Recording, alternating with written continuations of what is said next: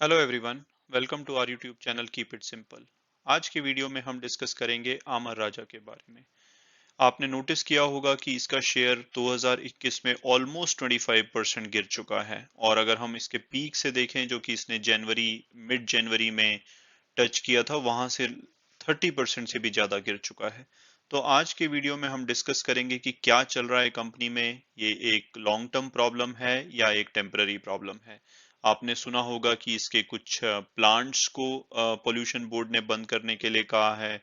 इसके अलावा इनके रॉ मटेरियल के प्राइसेस काफी बढ़ रहे हैं, और इसके अलावा ये एक बड़ा कैपिटलाइजेशन भी प्लान कर रहे हैं। तो हम सारे विषयों को डिस्कस करेंगे डिटेल में। चलिए आगे बढ़ते हैं। तो सबसे पहले हम कंपनी का ओवरव्यू लेंगे। ये अमर राजा बैटरी जो कंपनी है, ये इंडस्ट्रियल और ऑटोमोटिव बैटरी मैन्युफैक्चर करती है। और इनके अगर आप कस्टमर देखो तो सारे जो भी ऑटो सेक्टर के बड़े प्लेयर हैं, आप अशोक लेलैंड ले लीजिए, फिएट ले लीजिए, general Motors, Hindustan Motors, Honda, Hyundai, Mahindra and Mahindra, Maruti, Tata Motors, Ford, सारे लोग इनके कस्टमर हैं। और अगर इसका मार्केट कैपिटलाइजेशन देखें तो ये 11,700 करोड़ है। एक स्मॉल कैप कंपनी है। इसकी रैंक 289th है अगर लार्जेस्ट कंपनी के हिसाब से देखा जाए। और इसकी अगर हम शेयर होल्डिंग के बारे में बात करें तो इसकी share holding equally kind of divided है। सबसे ज्यादा शेयर रिटेल शेयर होल्डर के पास है, जो कि रफली 34 से 35% है। प्रमोटर के पास 28% का हिस्सा है। 22% फॉरेन इंस्टीट्यूट्स के पास है, और म्यूचुअल फंड के पास 15% है। और अगर हम 3 महीने का पैटर्न स्टडी करें तो एमएफ यानी कि म्यूचुअल फंड ने अपनी होल्डिंग को 2% से बढ़ाया है, और फॉरेन इंस्टीट्यूट्स ने अपनी होल्डिंग को 0.25% से बढ़ाया है। और ये शेयर उन्होंने कहाँ से लिया है? रिटेल ने अपना शेयर किया है। तो ये एक साइन है कि भाई जिसका प्राइस गिरा है तो रिटेल शेयर होल्डर घबरा कर अपना माल बेच रहे हैं, और उसको बड़े प्लेयर म्यूचुअल फंड और फॉरेन इंस्टीट्यूट्स ले रहे हैं। तो ये एक इन ए वे साइन है कि कंपनी में दम है।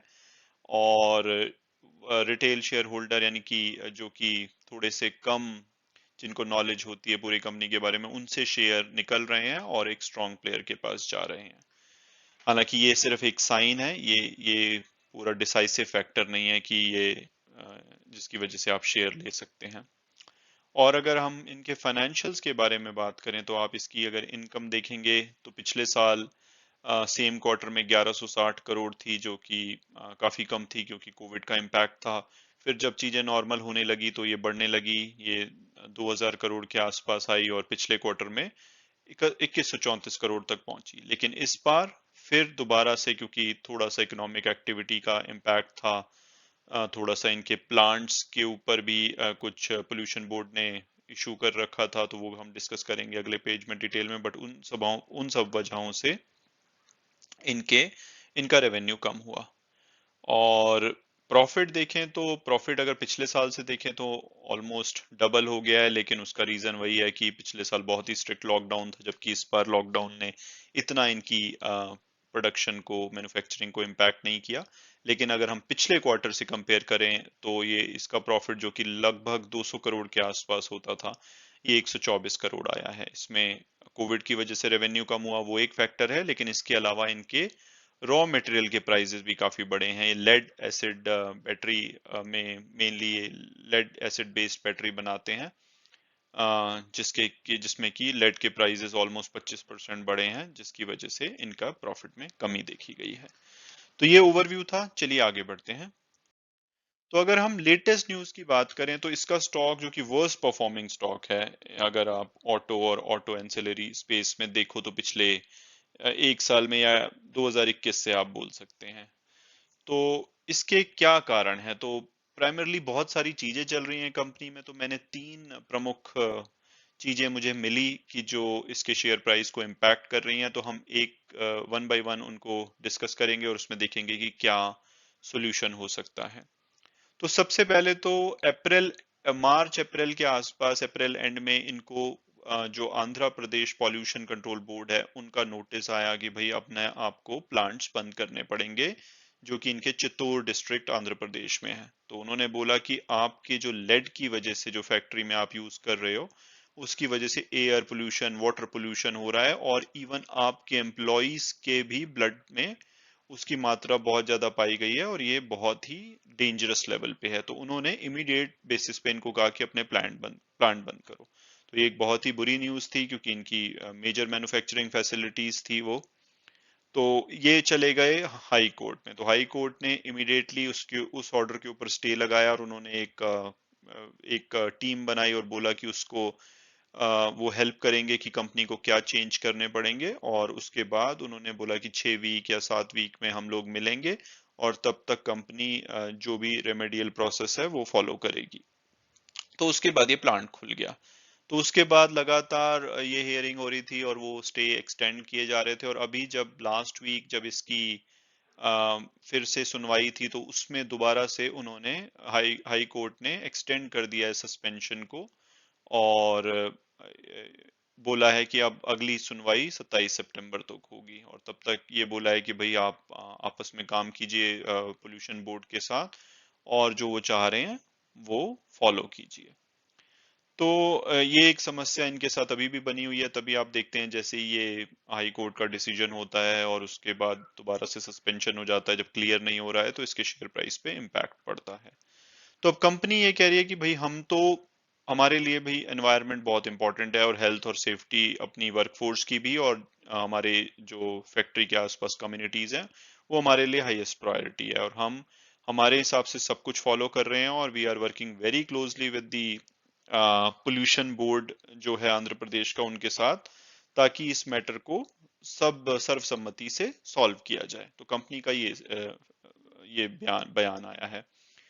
और जो कि जानकार हैं वो ये मान रहे हैं कि ये एक more of A political issue है, क्योंकि जो इनके प्रमोटर हैं अमर राजा बैटरी के, वो तेलुगु देशम पार्टी से हैं, मिस्टर जयदेव गल्ला, जिन्होंने कि अभी पिछले वीक ही अपने पिताजी से बागडोर संभाली है इस कंपनी की।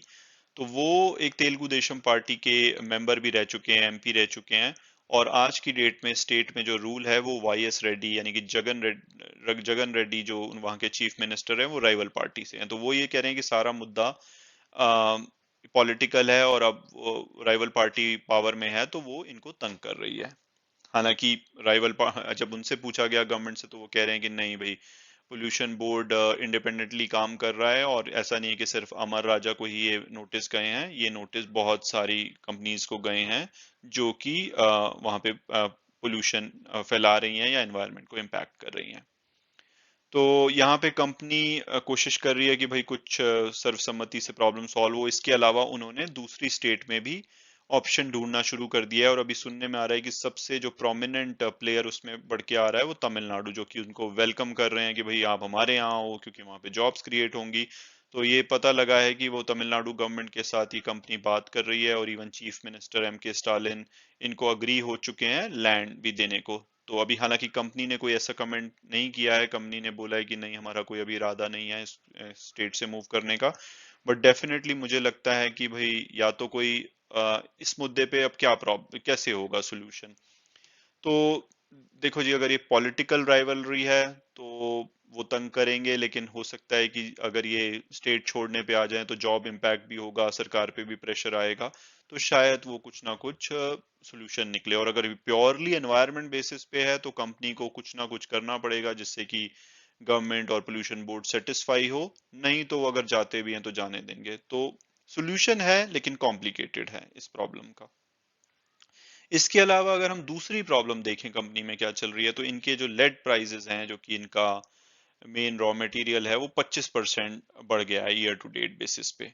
और अगर स्पॉट प्राइसेस देखें कि अभी पिछले एक क्वार्टर में ही ये 15 से 18% बढ़ चुके हैं। तो ये इनके लिए प्रॉब्लम है। हालांकि इन्होंने उसके लिए क्या कर रहे हैं, इन्होंने क्या है कि अपने थोड़े से प्राइस बढ़ाए हैं, और लेकिन प्राइस आप एकदम से 15-18% नहीं बढ़ा सकते, कॉम्पिटिटिव नहीं रहेंगे। तो ये धीरे धीरे करके बढ़ा रहे हैं, तो पूरा पास ऑन नहीं कर पा रहे हैं, जो कि इनके फाइनेंशियल्स को इम्पैक्ट कर रहा है। तो ये प्रॉब्लम अगर हम डिस्कस करें कि भाई कैसे सॉल्व होगी, तो धीरे धीरे ये अपने प्राइसेस बढ़ाएंगे, क्योंकि कॉम्पिटिटर जो भी इनके होंगे उनके भी इसमें मुश्किल आएगी। तो यहाँ पर आई थिंक लॉन्ग टर्म में प्रॉब्लम कुछ ना कुछ सॉर्ट आउट होगी, या तो रॉ मटेरियल के प्राइसेस अगर हो सकता है कि कम हो, या फिर ये अपने प्राइस अल्टीमेटली धीरे धीरे करके बढ़ाएंगे, तो शॉर्ट टर्म के लिए इनको मार्जिन का इम्पैक्ट रहेगा, लेकिन हो सकता है लॉन्ग टर्म में प्रॉब्लम सॉल्व हो जाए। चलिए आगे बढ़ते हैं। और तीसरी प्रॉब्लम या जो एक इशू चल रहा है कि भाई लेड बेस्ड जो बैटरी है उनकी डिमांड अब धीरे धीरे कम होती जा रही है, अब लोग लिथियम आयन बैटरी की तरफ मूव कर रहे हैं। तो कंपनी ने भी डिसाइड किया है कि भाई वो 1 बिलियन US डॉलर अगले 5 से 7 साल में कैपिटल एक्सपेंस करेंगे ऑर्गेनिक और इनऑर्गेनिक ग्रोथ ग्रोथ के लिए। तो इन्होंने बोला है कि हर साल 400 से 500 करोड़ रुपया, 1 बिलियन ओवरऑल 5 से 7 साल में करेंगे, जो कि बनता है रफली 3500 करोड़ के आसपास। और उसमें ये 500 करोड़ कह रहे हैं कि हर साल ये कैपेक्स करेंगे, ताकि ये नई इन्वेस्टमेंट भी कर सकें और एग्जिस्टिंग बिजनेस को भी रन कर सकें, जो कि इनका लेड बेस्ड बैटरी है।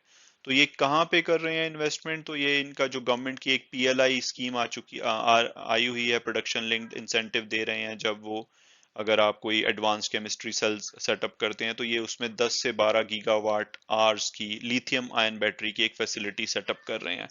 और इसमें डिपेंड करता है कि भाई इनके कितनी डिमांड आती है उस बैटरी की, और उसके अकॉर्डिंग ये अपनी पेस को रखेंगे। और बट ये अभी मान के चल रहे हैं कि इसमें 5 से 7 साल लगेंगे इस पूरे चीज को सेटअप करने में।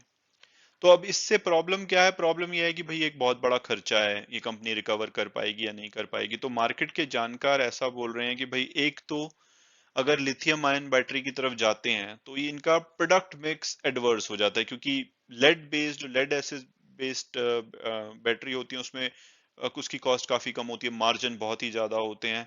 और लिथियम आयन बैटरी थोड़ी एक्सपेंसिव होती है, उसमें मार्जिन कम होते हैं, तो इनके मार्जिन श्रिंक हो जाएंगे। तो ये ये देखा जा रहा है कि इनके प्रॉफिट पे इम्पैक्ट करेगा। और दूसरा इनके साथ प्रॉब्लम है कि ये R&D पे ज्यादा इन्वेस्टमेंट नहीं कर रहे, और इनकी एक्सपर्टीज भी नहीं है लिथियम आयन बैटरी पे, तो वो भी मार्केट के जानकार मान रहे हैं एक की कंसर्न है। और उसके अलावा जो जैसे इलेक्ट्रिक व्हीकल इतने आ रहे हैं, तो इनका जो ओरिजिनल बिजनेस है लेड एसिड बैटरीज का, वो इम्पैक्ट होगा, क्योंकि वो इतनी ज्यादा तेजी से इलेक्ट्रिक व्हीकल आउटपेस कर देंगे मे बी 2025 तक, जबकि लिथियम आयन बैटरी की ज्यादा डिमांड होगी, तो इनके ओरिजिनल बिजनेस को वो इम्पैक्ट करेगा। और अगर ये लिथियम आयन बैटरी में भी जैसे ये मूव करते हैं और वहां पे भी इनको अगर बिजनेस मिलता है, तो वहां पे जो कि PLI स्कीम चल रही है गवर्नमेंट की, तो वहां पे भी बहुत सारी प्लेयर घुसने का चांस है, तो वहां पे कंपटीशन रहेगा, जिससे कि इनके यूटिलाइजेशन और प्रॉफिटेबिलिटी पे इम्पैक्ट हो सकता है। तो ये सारी कंसर्न है। तो उनको, मार्केट के जानकार एनालिस्ट को ऐसा लग रहा है कि अब ये इन्वेस्टमेंट कितनी सक्सेसफुल रहती है कंपनी, या ट्रांजिशन जो लेड बेस्ड बैटरी से लिथियम आयन बैटरी पे कितना सक्सेसफुल रहता है, ये आने वाला वक्त ही बताएगा। तो ये कुछ यूनिक सी प्रॉब्लम है जो कंपनी के साथ चल रही हैं। तो ऐसा नहीं है कि ये प्रॉब्लम का कोई सोल्यूशन नहीं है, बट कॉम्प्लेक्स सोल्यूशन है, और ये पता नहीं कि भाई जल्दी से सॉल्व हो जाएगा या इसमें टाइम लगेगा। तो और यही है शायद कारण कि इसका स्टॉक लगातार नीचे गिर रहा है। चलिए आगे बढ़ते हैं। तो अब हम बात करेंगे कि भाई ये तो सब हो गया, अब इसका क्या करना चाहिए? ये शेयर हमें खरीदना चाहिए, इतना गिर गया है, या इससे दूर रहना चाहिए? तो सबसे पहले मैं बात करूंगा टिकर टेप के एनालिस्ट की। तो वो ये कह रहे हैं कि काइंड ऑफ लाइक इनकी बड़ी यूनिक प्रॉब्लम है, तो हर कोई बटा हुआ है। तो वहां पे जितने भी एनालिस्ट ने इसके प्राइस को प्रिडिक्ट करने की कोशिश की, वो 50-50 डिवाइडेड है। 50% बाय की रेटिंग दे रहे हैं, 50% बोल रहे हैं कि अभी इनसे दूर रहो। तो लेकिन जब उनका एनालिसिस निकल के आया, तो वो ऑन एन एवरेज प्राइस 800 रुपये बता रहे हैं, जो कि अभी के प्राइस से 100 रुपये, अगर आज की भी क्लोजिंग देखी जाए तो 100 रुपये से नीचे चल रहा है अभी का प्राइस। और हायर साइड पे वो बोल रहे हैं कि 1085 तक भी जा सकता है, और लोअर साइड पे 633 तक भी। बट नॉर्मली एवरेज प्राइस को ही कंसीडर अगर हम करें, तो यहाँ से थोड़ा सा स्कोप है कि रफली 15-16% प्राइस ऊपर जा सकता है। और इसके अलावा इन्होंने जो अपने लेटेस्ट बोला है, अपने फाइनेंशियल्स के साथ जो कमेंट्री दी है, उसमें बोल रहे हैं कि ये 15 से 17% का रेवेन्यू हर साल जनरेट करेंगे फॉर नेक्स्ट 5 इयर्स, जो कि इनको 2 बिलियन रेवेन्यू इनका हो जाएगा आज से 5 साल में। ऐसा ये बोल रहे हैं, तो जो कि अभी से ऑलमोस्ट डबल की ये बातें कर रहे हैं। इसके अलावा इन्होंने इनऑर्गेनिक ग्रोथ में ये log9 करके एक स्टार्टअप है, जिसमें कि 11.36% स्टेक खरीदा है। तो ये आई मीन कंपनी ऐसा नहीं कि बैठ गई है, वो ट्राई कर रही है कि किस तरह से आज की डेट में मार्केट कॉम्पिटिटिव रहा जाए। कुछ unique kind of a problem है, लेकिन उन सबके सोल्यूशन है। तो अगर मेरे से मेरी ओपिनियन पूछी जाए, तो शॉर्ट टर्म, अगेन मैं नॉर्मली शॉर्ट टर्म के लिए बहुत सारे अननोन फैक्टर होते हैं, तो मैं अवॉइड ही करता हूँ राय देना। और यहाँ पर तो कंपनी में काफी सारी चीजें हैं जो कि पता नहीं कि कब सॉर्ट आउट होंगी। हो सकता है एक दिन अच्छी न्यूज आए कि पोल्यूशन बोर्ड मान गया है कि भाई अब सब कुछ ठीक है, तो बहुत तेजी से प्राइस बढ़ जाए, या कुछ स्टे आ जाए कि नहीं जी आपको तो फैक्ट्री मूव करनी ही पड़ेगी, तो ये प्राइस बहुत तेजी से मूव हो सकता है। तो शॉर्ट टर्म तो मैं इसको बिल्कुल ही, आई मीन अगर आप रिस्क नहीं लेना चाहते तो अवॉइड कीजिए। और अगर लॉन्ग टर्म की अगर बात की जाए, तो लॉन्ग टर्म में देखो, अगेन जैसे कि टिकर टेप के एनालिस्ट डिवाइडेड हैं, इसमें कुछ कहा नहीं जा सकता कि कितना टाइम लगेगा प्रॉब्लम में। हाँ, प्रॉब्लम है, बड़ी कंपनीज के साथ प्रॉब्लम आती है, बट इमीडिएट सोल्यूशन अभी समझ नहीं आ रहा कि कैसे होगा। तो लेकिन मैं फंडामेंटली लॉन्ग टर्म के लिए मानता हूं कि भाई हर कंपनी में कुछ ना कुछ प्रॉब्लम आती है, लेकिन कंपनी प्रॉफिटेबल है, और इसकी जो मैनेजमेंट है कोई फ्रॉड नहीं कर रही है, कोई अपने नंबर फर्ज नहीं कर रही है, जैसे कि यस बैंक में हुआ था, जिसकी वजह से वो बहुत ही ज्यादा नीचे गिर गया। तो ऐसा कोई सुनने में नहीं आया, ऐसी कोई न्यूज़ नहीं है। मार्केट कॉम्पिटिटिव, कंपटीशन टफ है, और साथ में ये कुछ एनवायरमेंट इशू आ रहे हैं, तो इनको प्रॉब्लम हो रही है। दूसरा, वोडाफोन की तरह क्या इनका बिजनेस, अपने बिजनेस में डेट रिडन है? नहीं, डेट इनका बहुत ही रीजनेबल है। या ये बिल्कुल ही अपने कस्टमर लूज कर रहे हैं? बिल्कुल नहीं, क्योंकि ये बैटरी में आज भी एक लार्जेस्ट प्लेयर है, और इनके पास क्षमता है कि compete करने की, और जैसे मार्केट की रिक्वायरमेंट हो उसके अकॉर्डिंग बदलने की। तो मैं तो ये मानूंगा कि भाई अगर आपका लॉन्ग टर्म नजरिया है, तो हर कंपनी में कुछ ना कुछ प्रॉब्लम आती है, तभी इसका प्राइस 25% गिर भी गया है। अ, तभी आपको सस्ता भी मिल रहा है। तो अगर आपको इस कंपनी पे विश्वास है और लगता है कि भाई हाँ कुछ ना कुछ सॉर्ट आउट हो जाएगा, तो आप बाय ऑन डिप्स स्ट्रेटेजी अपना सकते हैं और इसके शेयर पिक कर सकते हैं। क्योंकि जब ये चीजें सॉर्ट आउट होंगी, तो ये शेयर हो सकता है तेजी से भागे भी सही, लेकिन हो सकता है कि ऐसा होने में काफी टाइम लग जाएगा।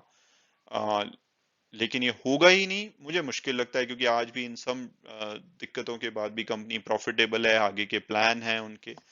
तो मेरा मोटा मोटी काइंड ऑफ ए न्यूट्रल सा व्यू है, और होपफुली लाइक आपको थोड़ी सी हेल्प हुई होगी। तो ये आज का वीडियो था, सॉरी थोड़ा सा लंबा हो गया, आ, लेकिन अब मैं बस क्विकली फिनिश करूंगा। तो thanks lot for watching the video, और अगर आपको ये वीडियो पसंद आया तो सब्सक्राइब कीजिए चैनल को, and God bless you all.